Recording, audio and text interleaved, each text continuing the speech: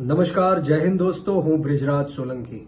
મિત્રો, દેશની અંદર ફરીવાર નીટનો પેપર લીક થઈ ગયો અને તમામે તમામ 23 લાખ કરતા પણ વધારે વિદ્યાર્થીઓ અને એમના પરિવારજનોની સાથે હું મારી સંવેદના વ્યક્ત કરું છું.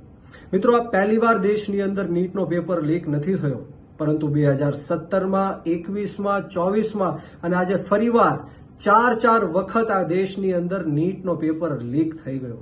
આ કઈ રીતના થાય છે? આ સરકારની અને તંત્રની મિલીભગતથી થાય છે. જે નેતાઓ, જે ભ્રષ્ટ પોલીસ અધિકારીઓ અને લીક માફિયાઓ હજારો કરોડો રૂપિયાનો ધંધો આ પેપર લીક કરીને કરે છે. એમના મામા ફઈના દીકરાઓને ડોક્ટર બનાવવા માટે ગરીબ, પછાત, નબળા, દબાયેલા, કચડાયેલા તમામ સમાજ, જ્ઞાતિ અને ધર્મના જે મધ્યમ વર્ગના લોકોના જે યુવાનો છે, યુવતીઓ છે, દીકરાઓ છે, દીકરીઓ છે, એમનું ભવિષ્ય ધૂંધળું બનાવવાનું કામ કરે છે. મારે તમને આજે પૂછવું છે કે 2017માં જે પેપર લીક થયો, 21માં થયો, 24માં થયો, એના ક્યાં છે ગુનેગારો? આરોપીઓ ક્યાં છે? એક પણ ગુનેગાર કે આરોપી જેલની પાછળ નથી. ત્યારે મારે તમને કહેવું છે કે હવે આત્મા જગાડવાનો સમય આવી ગયો છે. આ લોકો એક પેપર સરખી રીતના લઈ નથી શકતા. કઈ રીતના સરખી રીતના સરકાર ચલાવશે, આ દેશને ચલાવશે? ત્યારે હું 100% એવું માનું છું કે સદંતર આ સરકાર નિષ્ફળ ગઈ છે. ત્યારે યુવાનોએ મેદાનમાં આવવું પડશે. આ શહીદ આઝમ સરદાર ભગતસિંહનો દેશ છે.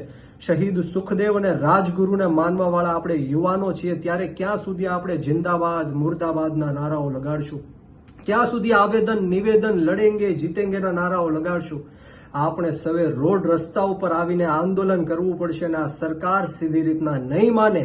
આ સરકાર જન આંદોલનની ભાષા માનવાવાળી સરકાર છે. ત્યારે હું તૈયાર છું, હું તમારી સાથે છું અને આમ આદમી પાર્ટી તમારી સાથે છે. આવો આપણે સૌ સાથે મળીને ભવિષ્યમાં ક્યારેય પેપર લીક ન થાય અને આજે જે પેપર લીક થયો છે એના તમામ ગુનેગારોને અને આરોપીઓને 10-10 વર્ષની સજા ફટકારવામાં આવે એવી સરકારને માંગ કરીએ. અને ગુજરાતની અંદર પણ 2014થી લઈને 24 સુધીમાં 34 પેપરો લીક થયા. યુવાનો, જરા વિચારો, આપણું ભવિષ્ય કેવા લોકોના હાથમાં છે.